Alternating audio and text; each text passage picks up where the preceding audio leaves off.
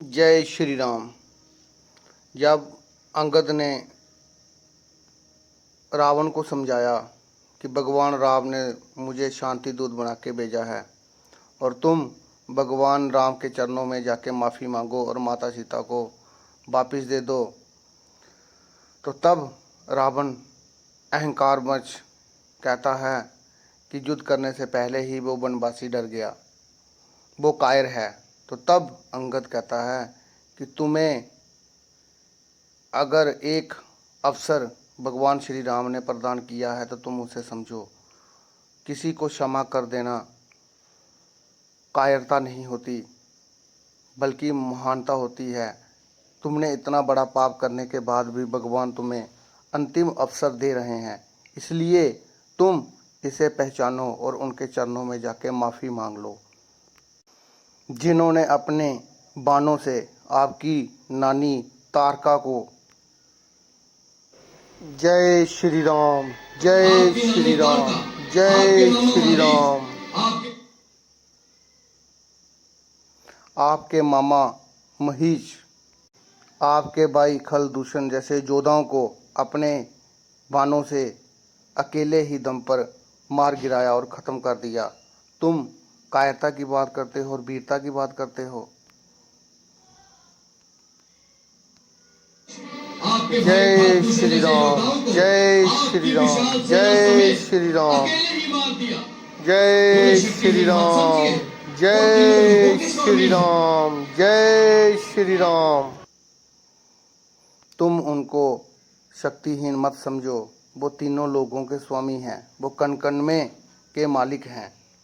मेरे महावीर बलशाली पिता ने मुझे मरते समय ये भेद बताया था और कहा था कि मैं उनके चरणों की सेवा करता रहूं।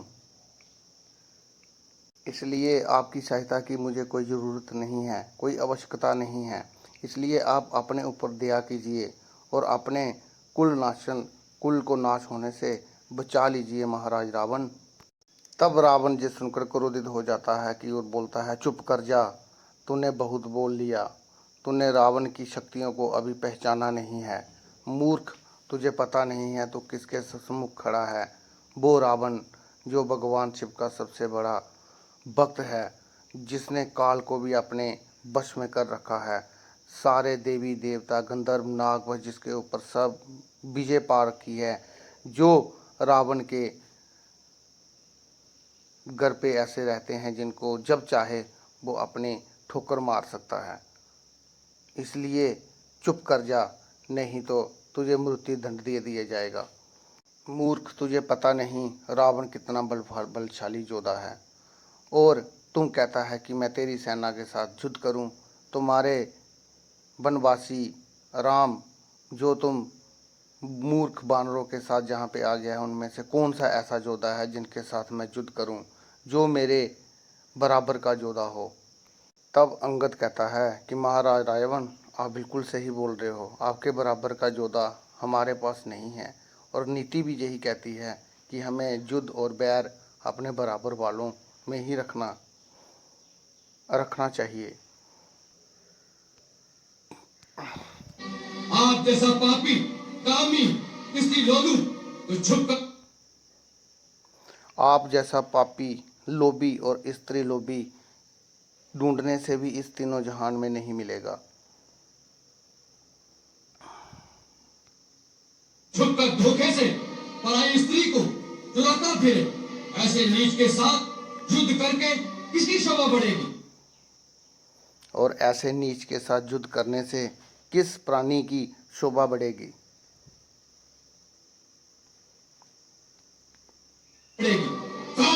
जय श्री राम। जहाँ पर अंगद ने भगवान राम के बारे में बताया हुआ है और रावण को बहुत ही समझाया है। जय श्री राम दोस्तों, जय श्री राम, जय श्री राम, जय श्री राम। जोर से बोलो, जय श्री राम। यदि तुझे रावण की सहायता नहीं चाहिए तो उसके क्रोध से डरो। रावण रावण कितनी बार इस नाम को दोहराएंगे महाराज? मैं ये जानना चाहता जय हूँ श्री कि जगत राम, में कितने जय रावण, श्री कितने। राम। तब रावण कहता है कि चुप करो अंगद, तो रावण के सामने बैठे हो और तुझे थोड़ा सा भी डर नहीं, और ये मत बोलो कि तुम कुछ भी जो तेरे मन में आएगा तुम बोलता रहेगा, और अगर ऐसे ही बोलता रहा तो रावण तेरे शीश को यहीं काट के अलग कर देगा। तब अंगद कहता है कि महाराज रावण, ये किसका तू बार बार नाम लेता रहता है, रावण रावण रावण। इस रावण नाम की तो मैंने बहुत सारी गाथाएं सुनी हुई हैं। मैंने कितने ही रावणों के नाम अपने कानों से सुन रखे हैं।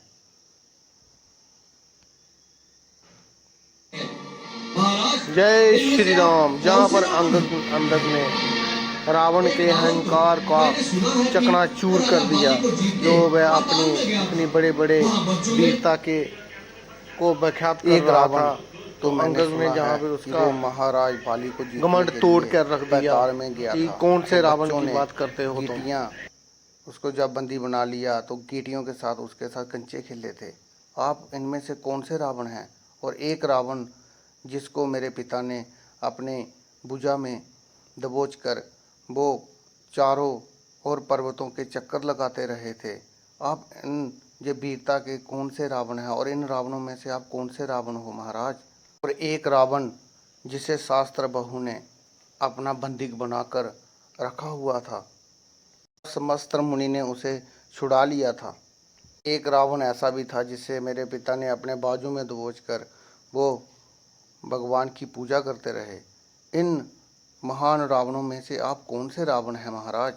तो रावण कहता है कि मूर्ख, तुझे पता नहीं, हम वही रावण हैं जिसकी जिसकी भुजाओं की ताकत कैलाश पर्वत जानता है, जिसने अपने भुजाओं पे कैलाश पर्वत तक को उठा लिया था। भगवान शिव का परम भक्त है, जिसका यश तीनों लोकों में गूंजता है, जिसके 10 सिर हैं। ब्रह्मा जी भी जिसकी शक्ति को पहचानते हैं। रावण कहता है कि सुन, हम वही रावण हैं जिसके चलने से ये पृथ्वी उस तरह से डोलती है जैसे समुद्र में उतरी हुई नाव डोलती है। मैं वही रावण हूँ जिसकी 10 दिशाओं के हाथी जिसकी छाती से टकरा टकरा कर जिनके दांत चकनाचूर हो गए, और उस रावण का कुछ भी नहीं कर सके। है कि तुम उस राम की क्या विशेषता है कि जिसने समुद्रों पर सेतु बांध लिया। समुद्र तो पक्षी भी पार कर लेते हैं, तो पार करने से क्या हो गया, वो भगवान हो गया क्या? और कहता है कि अगर तुम्हारा स्वामी इतना सूरवीर योद्धा है तो वो दूध क्यों बेचता है? उसे दूध बेचते हुए लज्जा नहीं आती? वो आकर युद्ध करे।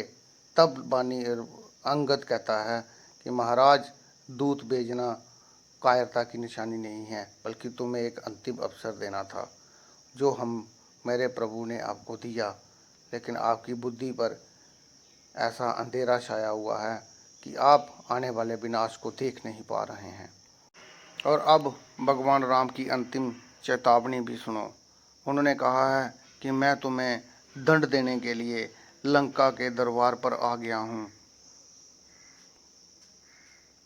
मैं तुम्हारे अपराधों का दंड देने लंका के द्वार पर आ गया हूँ। ब्रह्मा के वर के कारण तुम्हें जो अभिमान है उसके नष्ट होने का, और ब्रह्मा के वरदान के कारण जो तुझे अभिमान है उसके नष्ट होने का समय आ गया है रावण। इसलिए अगर यदि तुम सीता को लेकर मेरी शरण में नहीं आए तो मैं इस पृथ्वी को राक्षसहीन कर दूंगा। ये महाराज राम की तुम्हें चेतावनी है, और मैं तुम्हारे सारे सगी संबंधियों के साथ तुम्हारा वध करूंगा, क्योंकि जिन लोगों ने भी इस कार्य में तुम्हारा साथ दिया है वो सभी अपराधी हैं। इसीलिए मैं जहाँ खड़ा होकर कहता हूँ कि रावण रूपी जहाज के डूबने का समय आ गया है, और जिसे भी महाराज रावण के साथ रहना हो वो जहाँ रहे, और जिसे श्री राम रूपी जहाज में तैरना है वो महाराज राम की तरफ आ सकता है। तब ये सुनकर रावण क्रोधित हो जाता है और कहता है, अब तूने सीमा हर प्रकार की हद पार कर दी है, अंगद। तब रावण कहता है कि इसने हर सीमा पार कर दी है, इसलिए इसे रावण की शक्ति दिखाओ और इसे दंडित करके इसे मार डालो। तब रावण की ये बातें सुनकर सैनिक अंगद की तरफ बढ़ते हैं। तब अंगद कहता है कि रुक जाओ महाराज रावण, ये बेचारे आपकी शक्ति मुझे क्या दिखाएंगे, मैं आपको अपनी शक्ति दिखाता हूँ। तब अंगद कहता है कि हे महाराज, अगर आपके योद्धाओं में इतने ही बलशाली और शक्ति है तो मैं आपको वचन देता हूँ और श्री राम तक की तरफ से वचन देता हूँ और मैं अपना पैर इस जमीन में गाड़ देता हूँ। अगर आपके योद्धाओं में से कोई योद्धा अगर मेरा पैर को हिला पाए, उठा पाए, तो मैं हार मान लूँगा और अपने प्रभु की तरफ से आपको वचन देता हूँ, वो भी आपके दरबार से आपसे बिना युद्ध किए हार मान के वापस चले जाएंगे। और अंगद ने अपना पाँव जमीन में गाड़ दिया और कहा जय श्री राम। तब रावण के मंत्री, संतरी, सैनिक, जोधा, मेघनाथ सभी अंगद के पाँव को उठाने लगते हैं, लेकिन उसके पाँव को हिला तक नहीं पाते। ये देखकर रावण भी अपने से बैठा हुआ उठकर नीचे आता है, सिंहासन से नीचे आकर अंगद के पाँव को उठाने लगता है। जैसे ही वो नीचे झुकता है तो अंगद ने अपना पाँव पीछे हटा लिया और कहता है कि हे महाराज रावण, मेरी चुनौती आपके सैनिकों को थी, आपके योद्धाओं को थी, आपको नहीं।